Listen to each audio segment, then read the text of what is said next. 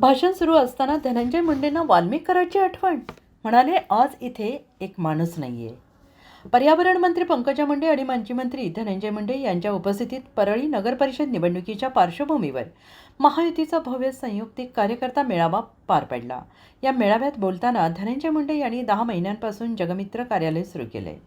आज इथे एक माणूस नाही असं वक्तव्य केले. त्यामुळे धनंजय मुंडे यांनी मस्साजोगचे सरपंच संतोष देशमुख यांच्या हत्या प्रकरणातील आरोपी वाल्मिक कराडची आठवण काढली की काय, अशी चर्चा आता बीडमध्ये रंगली आहे. धनंजय मुंडे भाषणात यांनी म्हटलंय की महायुतीचे सर्व उमेदवार आपण निवडून आणून महाराष्ट्राला दाखवून देऊ. ही निवडणूक आपल्या प्रतिष्ठेची, स्वाभिमानाची, अभिमानाची आहे. गेल्या 1 वर्षांपासून परळीला ज्यांनी बदनाम केलं त्याला उत्तर द्यायचं आहे. दोस्तीमध्ये कुस्ती नाही. मी माझ्या जीवनात कुठलीच निवडणूक सोपी घेतली नाही. परळीकरांचे ऋण मी फेडू शकत नाही. परळीची प्रगती तुम्हाला पुढच्या वर्षी दिसेल. तीर्थक्षेत्र विकासाची कामे सुरळीत होत आहेत. याच वर्षात ही सर्व कामे करायची आहेत. समोरच्याचं विजन आम्हाला माहीत नाही.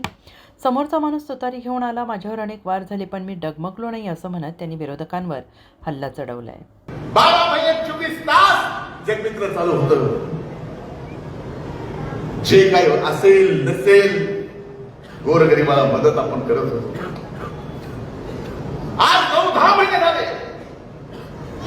कार्यालय चालू आहे, काम चालू आहे. हे सगळं बोलत असताना आपल्यासोबत आपला एक व्यक्ती नाही याची जाणीव पण होते.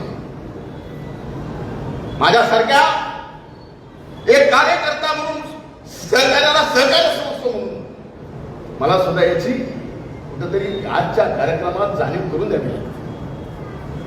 काय चुकलं काय नाही ते बघेल न्यायालय, तर ती जाणीव नक्कीच. म्हणून आज या 8-9 महिन्यात जरी कुठे कमी पडला असेल तर येणाऱ्या 4 वर्षात ती कमी पूर्ण भरून काढायची जबाबदारी या ठिकाणी आम्ही दोघेही घेतो. पुन्हा एकदा आपल्याकडनं पूर्ण ताकदीने लढण्याची अपेक्षा ठेवून इथंच थांबतो. Bureau report, SBN Marathi, Beed.